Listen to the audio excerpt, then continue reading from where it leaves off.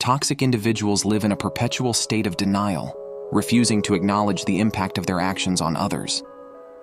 It goes without saying that this is a tricky, delicate subject. You may be watching this video because you may feel that you are entrapped with a genuinely toxic person, which I define as somebody who is not only deeply unhappy but also refuses to do internal work on themselves. Or maybe it's just a toxic situation, where a combination of factors is the reason why things aren't working out. My point here is simple. It is that just going around telling people that they're toxic isn't going to solve any problems. Instead, there are a few guidelines which really helped me. 1. Guidelines to prevent toxic relationships. It is not your job to change or fix other people. It is not your job to prove yourself or gain approval from other people. You don't owe anybody anything, beyond a basic level of civility, I would say. I'm not disrespecting or mistreating other people, but beyond that, you don't owe anybody anything. If all of us just followed these guidelines, I think the problem of getting locked into manipulative or unhealthy relationships would largely disappear. However, that isn't the case. That isn't the world that we live in. Human beings are complicated, relationships are messy, and I think we're all inclined at some level to be people-pleasing, to social pressures, to approval from others.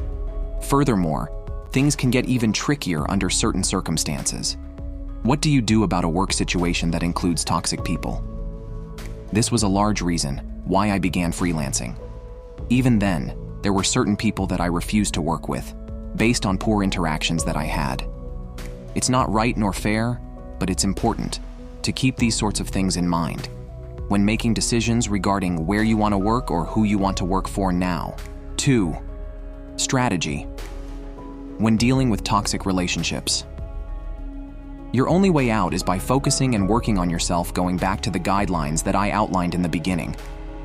In a healthy relationship, you should not constantly be feeling like you're in the dark with regard to communication. You should not constantly feel stupid or inferior. I'm here to tell you that it shouldn't be. But this is what toxic manipulative people will do, and this can be done in so many different ways. One thing that I think is extremely important to mention here: the more you engage with these people, the more you enter their game. This is why I say the only way out is not by winning the game. That isn't possible. They make up the rules and you can never win with their rules. The only way out is by cutting ties, by not engaging, and by having dignity. When you enter their game, they set rules and they're impossible to follow. You will be made to feel stupid and inferior, at fault. Look, this kind of thing happens in all relationships. If this becomes a consistent pattern, if it's consistently happening, something else is going on when it comes to removing toxic relationships. I know from personal experience that it can be extremely difficult. 3. Few things to keep in mind. There are a few things that have helped me to remove these toxic relationships.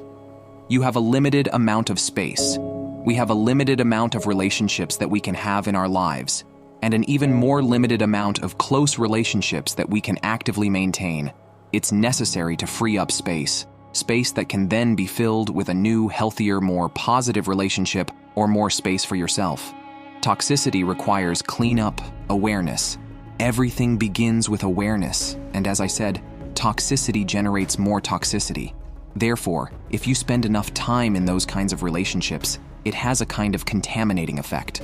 Awareness is important because it's the only way you're going to wrap your brain around what's going on. It's the only reason why these sorts of things go on for as long as they do. A lack of awareness. Pay attention to your bad habits. I think special attention needs to be paid to habits which are building blocks of our lives. Take the extra effort to break these habits, so you can therefore break cycles and the patterns that you find yourself with. 1.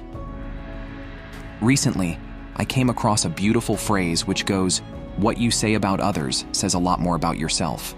These are things to think about as you're going through this sort of reconstruction phase, and finally, environment is a large piece in this puzzle. Change your environment. Certain environments quite simply attract certain kinds of people, and if you find that is a recurring theme in your life, I would strongly consider looking into changing the environment. Changing the environment for even a small period of time can provide that perspective and that space to see things differently. Identifying how you feel about a certain situation or a certain relationship is a massive step in finding courage. To then do what is necessary is another major thing to remember. This is your life to live. It's a very powerful statement to always recall and come back to through all the manipulation. I have often found that manipulative people will constantly remind you how much they need you, how much they're dependent on you, or better yet, how much do you need them, how much you're dependent on them. This is a really powerful idea for me, at least, to always come back to as I navigate confusing times. Final thoughts. I do want to say that even if things feel hopeless or impossibly entangled, there's a solution, there is a way out, and your way out, once again, is by doing the cleanup, doing the internal work. This is about taking the higher road and moving on with your life. I believe that we all at some level have to go through this experience, and it's painful and confusing. It's also a necessary part of the process of developing standards and figuring out who the right people are that belong in your life.